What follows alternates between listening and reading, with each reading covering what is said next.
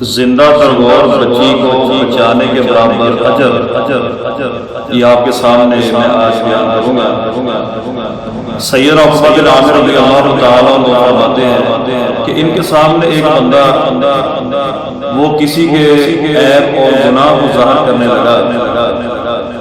عقبہ بن عامر رضی اللہ تعالیٰ عنہ نے فرمایا کہ میری یہ حالت ہو، میں نے رسول اللہ صلی اللہ علیہ وسلم سے سنا تھا کہ جو بندہ کسی ایمان والے شخص کے گناہ اور عیب پر پردہ ڈالتا ہے گویا اس نے ایک زندہ ترغور بچی کی جان دی۔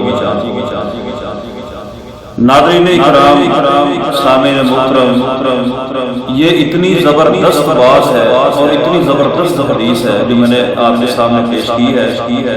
آج ہمارا مسلمانوں کا یہ تو عورتوں کے بارے میں مشہور تھا کہ عورتیں جو ہے وہ چغلیاں کرتی ہیں، غیبتیں کرتی ہیں، عیب بھی کرتی ہیں۔ آج دیکھا جائے تو یہ بیماری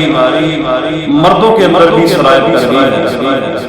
کوئی بندہ ہماری زبان سے محفوظ نہیں،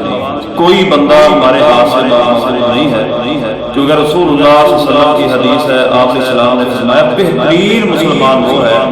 کہ جس کی زبان سے اور ہاتھ سے دوسرا مسلمان محفوظ ہے۔ آج ہماری صورت حال یہ بن چکی ہے، نہ تو ہماری زبان سے کوئی بندہ محفوظ ہے اور نہ ہی کوئی ہمارے ہاتھ سے کوئی بندہ محفوظ ہے۔ لہذا اگر چاہتے ہو